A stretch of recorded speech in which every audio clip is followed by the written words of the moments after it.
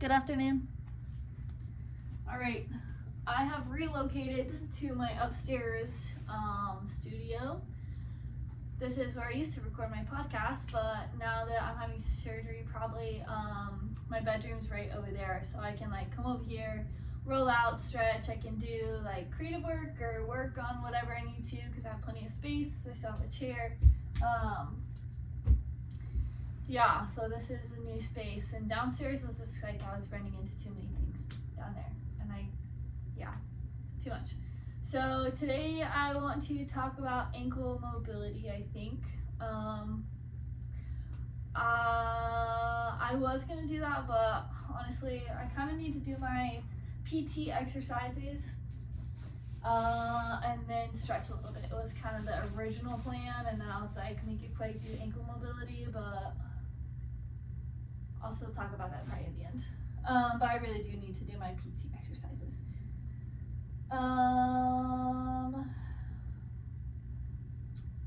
Let's see.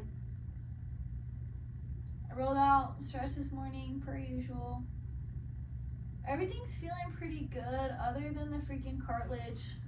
And I keep catching it and shit. It's so annoying. So I'm wondering if he's gonna fix that while he's in there. Not sore from 2 days ago anymore, so that was good. I was pretty sore and like my joint areas, but again, the eccentrics and isometrics are pretty heavy on the tendons, which again is a good thing as you're getting ready to go through surgery. If they take the graft out of one of your tendons, it's good to have a beefy boy there so it can grow back really fast. Squeeze the quad.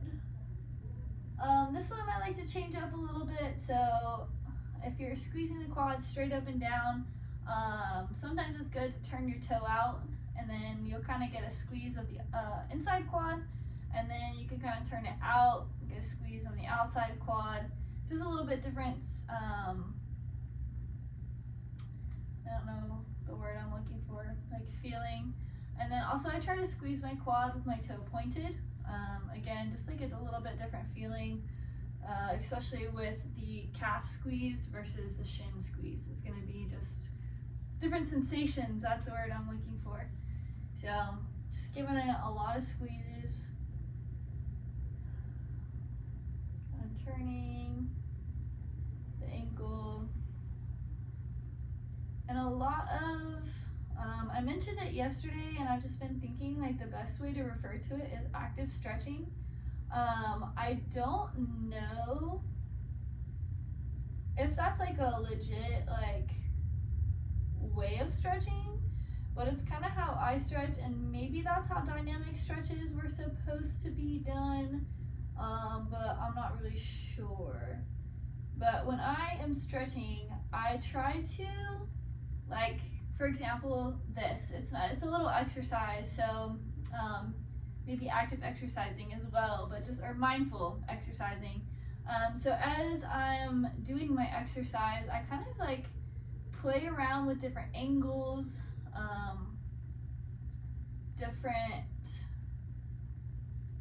movements in different parts of my body. So typically, because this one's a pretty straightforward exercise, I'm not going to have too much to adjust except for my ankle and then my hip. So the joint's directly around my knee, and I can turn in from the hip, and again, that's where I'm getting the inside quad squeeze, and you can kind of go work your adductors as well from this position, which is really nice. And I think this will probably be like a pretty frequented position for when I have surgery. So being able to stick this here, do my quad exercises, stay here, not even having to roll over and kind of like externally rotate, which is really good for your hip, especially when you're sitting a lot, and then lifting and down, lifting and down. So that way you get your adductors and your quads a little bit, and then you could rotate it in and kind of do the same thing. Again, I'm not really sure what to expect from surgery, but I know as much as you can move without moving, probably the better. One of my old athletes and now friend just had surgery on for his ACL yesterday, and so it sucks for him, but it's kind of nice that like I have him going through it as well, and like talking about what's going on with his. I'm gonna continue to do some adductors here. He's kind of like paving the way, and I guess I'm learning what to expect. So I think sleep. I was thinking last night I couldn't sleep, so I was thinking about this, and sorry, I got distracted because I was like, I should probably do a few more of these. I honestly don't keep track. I just kind of do it until I'm like feel fatigued, not burnt out necessarily, unless my PT tells me to go burnout. But I just kind of go until it hurts, and then maybe I hold and squeeze. And that's what I'm talking about, active exercising or mindful exercising. Again, squeezing up, and maybe this position I've hit my burnout, but I can kind of squeeze it back and see what that feels like. Squeeze it forward and lift, maybe draw a box, maybe draw a circle. Very Pilates-esque. But again, like feeling where that works in your hip, feeling where it works down your leg and your knee, and just being mindful of the things that are squeezing, the things that are stretching, and just learning what it feels like to be in your body. But oh yeah, what I was talking about, we'll go on the side now. Get our butt cheeks.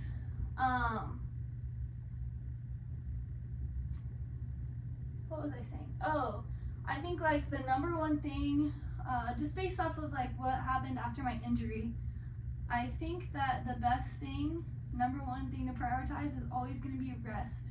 So no matter if you like haven't done your mobility and stuff, I think the number one thing should be to sleep. So if you're not sleeping very well, whenever you feel tired, just like tell everybody to shut up and go to sleep. And yeah, I think that's like number one priority is rest. The second would be fuel. So as much as you can get into your system, that's going to be, I think, a challenge, because and that should be like over mobility. And for me, mobility is something that like I'm gonna kind of do inadvertently, like anyway, you know, like I'm gonna just like, even if I'm laying down and moving my ankles, I'm kind of like rotating from my hip, like I'm always doing some kind of movement, checking in with my body. So I don't think that's necessarily like some of that little stuff is gonna be an issue. I think more eating and feeling like eating is going to be something that I struggle with after surgery, and I think that's just like a general thing that you really want to. I don't want to flip over and do some just like straight up glutes and hamstrings, maybe bent leg. Yeah, let's do some bent leg, and just take your squeeze your knees together and then take your heel up to the sky, and you should feel that in your hamstring and your booty. And try to relax the opposite side. So number two, getting food is going to be the most important thing. So rest helps you recover, just because your body can kind of shut off certain functions and focus on the priority things that it needs to recover.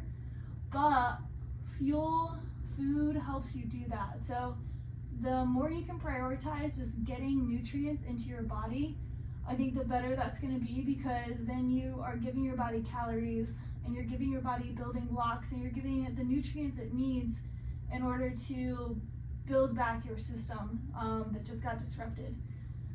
And then finally, I think movement is going to be the third priority, which I try not to use like that terminology, because I know priority is supposed to be like you only supposed to have one, but kind of like a tier system of approaching your needs as you're trying to recover in a space that maybe you're incapable of really meeting all your needs as quickly as you're used to. So I'm gonna do one more set of all that and then go into stretching.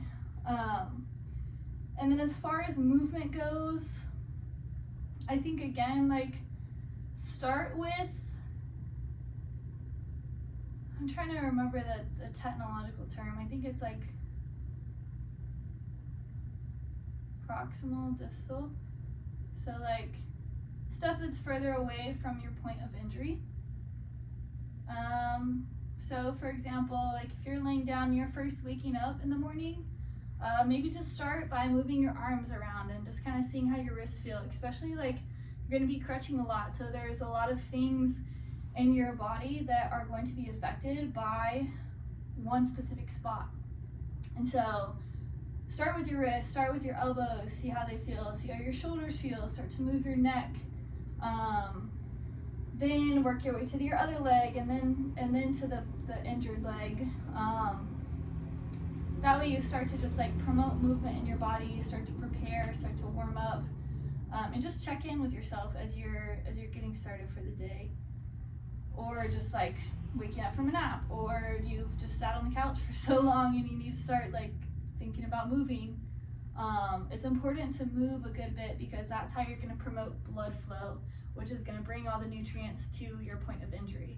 So there's plenty of reasons to make sure you are moving. No, I should get my band out, but I did TKs yesterday at the gym. But I guess it's all in the same. But yeah, those are gonna be like top 3 priorities, and then the rest of stuff like work and all of that, especially for the first little bit, is just gonna take a backseat unless I'm like bored and need something to do other than focus on my body. I'm gonna be pretty locked into those 3 things. I am thinking about things to meal prep. So I'm gonna do a couple leg lifts like this for the quad. Oh, it's getting too easy, bruh. And then inner thigh. Yeah, so I think I need to get maybe some containers and stuff too. But I'm gonna try to meal prep like maybe 2 weeks out. Just things that like really healthy things that I can throw in the microwave and not have to worry about cooking or having to stand in the kitchen and cook. And I know my mom's gonna come and she's gonna help me with a lot of that and make a lot of food for the first little bit. But yeah, when she leaves, I remember just like after I hurt my knee, I was like, okay, it was nice to have it for the first couple days, but after that it was still really hard to stand. And like I could do more for myself, but it was definitely something that like I needed it to be quicker. Like it still took too long for me to cook the food and have it prepared. Like while I was standing, you know? So anything that I can just kind of throw in the microwave, grab a couple things, and then like make my food, then perfect. I'm cleaning, I deep cleaned my house. I rearranged a bunch of stuff, like this room and my living room, so I could have room for people to come hang out.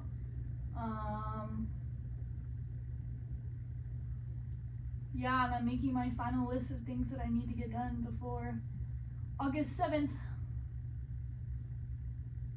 So yeah, that's it.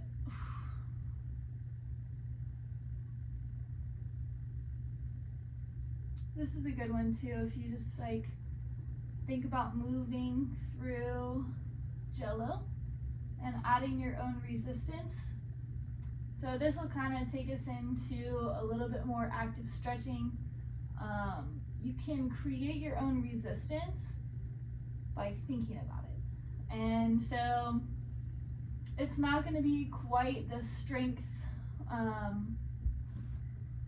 producing force that's needed like a weight, but it will still develop a lot of control and contraction in your muscles, and it allows you to like really get in and feel.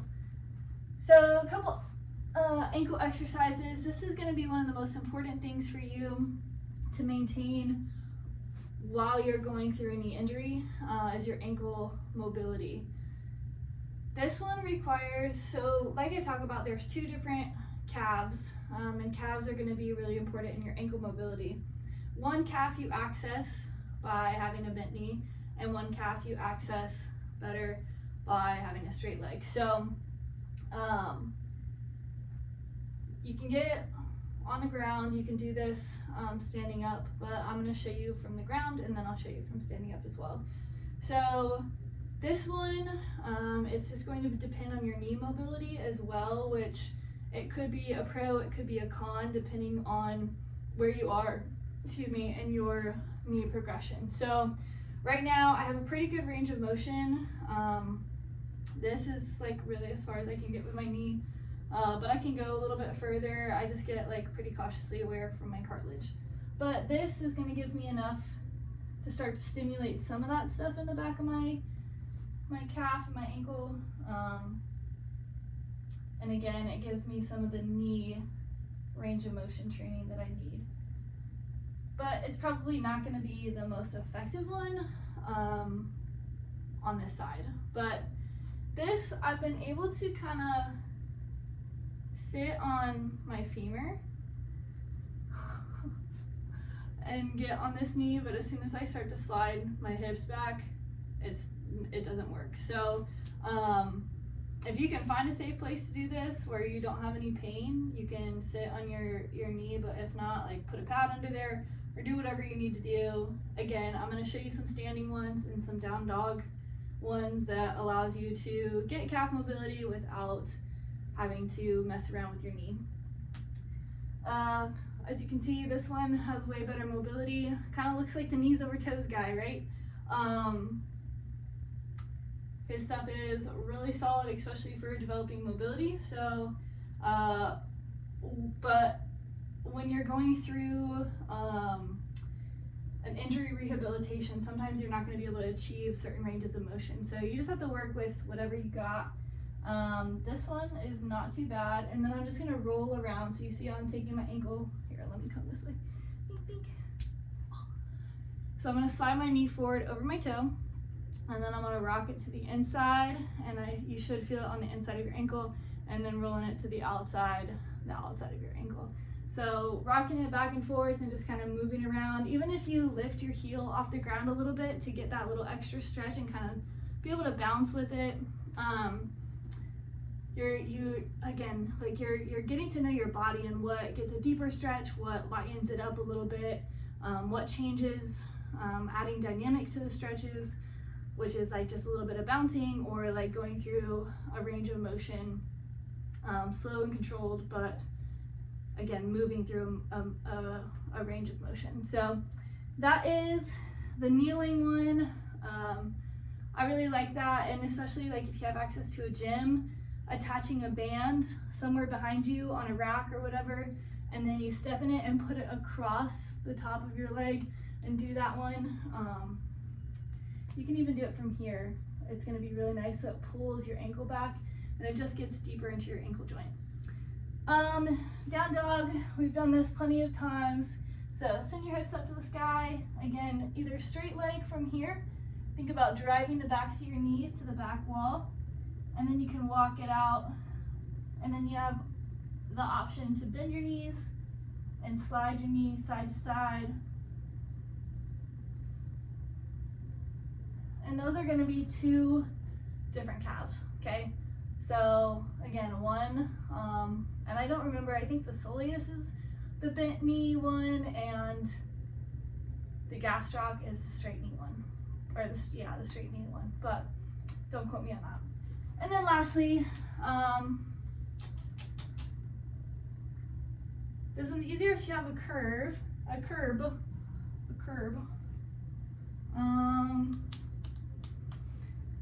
I'm just gonna use my foam roller, but I would suggest using something a little more stable. But just put your foot up on an object and then allow your heel to drive into the ground. Again, this is straight leg. This is my injured leg, and I'm not having any issues being up on it with it fully extended like that. So that's a good thing, but just be mindful of that. And then same thing, you can just take that knee into a bend and you'll start to feel it a little bit lower. So with your legs straight, you'll feel it mostly up here, at least I do. And then with it bent, I start to feel it in my Achilles, so more in my tendon area. And this one's gonna be a little bit of hamstring too. But yeah, that's your ankle mobility for the day. Anything that you can do to keep that up, and even like if you grab a band and like maybe you can't do any of that. If you grab a band and pull your toe to your shin with a bent knee and with a straight knee, you're gonna get some ankle mobility. And I like to work, I wish I do have a band, 1 second. Wink, wink.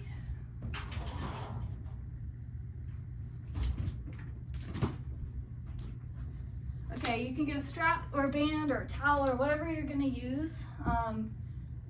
This is probably a really important tool to have at home. I don't know if like they give you one or what, but to buy a thick band or some kind of strap or something that you can use to sit up or lay down and have control of your foot is like a really important thing for your mobility, because you'll be doing a lot of sliding in and pushing out with that knee. But you can use it for your ankles. So I just pull on it, okay? Getting a nice little posture check here too. And then I rock my foot, I don't think you can see it, out and in and around. Maybe I push against the band, get a little bit of calf contraction, and then straighten the leg, same thing, kind of rock. And then I can turn my hip as well. So just play around with it. See what feels good, see what you're capable of. Start with something that's accessible to you. Whether it's easy, and this is kind of what I was getting at yesterday, but recording in the gym, I was kind of nervous and trying to hurry a little bit, but find your boundary and find where you're slightly challenging yourself. So especially with injury, you have to really be mindful of your limitations, or else you could hurt yourself again, which is not what we want to do. We don't want to continue to hurt ourselves, but we want to find a place where we can continue to push ourselves a little bit. Okay, so finding our boundaries and not pushing over our boundaries, but finding our boundaries and being able to work within those. So for a little while, I couldn't straighten my leg the whole time. Okay, I would have to go slow, but if I wanted to move and challenge myself, I did presses right here where I had no pain and I got to work my muscles. And then that would allow me to warm up my muscles so I could achieve a little bit more range of motion. And maybe not fully, but get a little bit more, and then I could start to work within that range of motion until I was able to I have a full extension here with a little bit of hyperextension, which is normal for me. And then I can pull my knee all the way into here until I feel pain. And now I'm able to work within that range of motion. Like even rowing yesterday, I did a little bit of knee bend just to work my quads, my hamstrings, my calves. So find your limitations, and they may change from day to day. Maybe one day like you'll have more range of motion than you will the next day, and that's totally normal. But just like know what your limitation is in that moment, and like don't look at what you did yesterday. It's a whole new day as you're approaching, especially during recovery. You're going to have days where you're a little bit more stiff, you're sore from whatever you were doing the day before, so you have to back it down. And again, that's okay. So work within your limitations and push yourself within those limitations and challenge yourself, because you're still gonna get better even if you can't achieve like the full extension of that exercise or that stretch or whatever it may be. The more you can put in the little things you have, the faster you're gonna be able to recover, or the better you're gonna be able to recover. I've really been trying to not say faster, because I think like part of my hope is that by doing all of this, I can rush through my surgery and rush through my recovery. But my morning meditation this morning was about allowing the pace to be done with peace. So we are called in the direction of to take action a lot of times, and that's good to take action then, but sometimes we try to force action. And so being careful that we're not trying to force a gym because we just want to show up at the gym every day, because sometimes like it's not realistic with an injury, and that's okay. But just to communicate that is important too, especially as an athlete. I know a lot of times, like as the coach, I would want them to come into the weight room every day to check in, which I think is really an important thing, especially if they're coming in. For me, I was like, I just want to check in on you and see where you're at today, whether you come in and stretch or get in the weight room. And I think that's a good thing, just to call yourself out of getting stuck in maybe a rut of just being in bed. But I think there also is room to have days where you just like don't leave the bed, because it kind of sucks and your body just needs to rest and not move. So if you are an athlete and that's just kind of where you get, don't make a habit of it, but take the time and the space that you need to really make sure you're recovered, and communicate that with people, because your coaches care about you, but sometimes they just don't know what's best for you. And you're the owner of your body, and you should be autonomous. And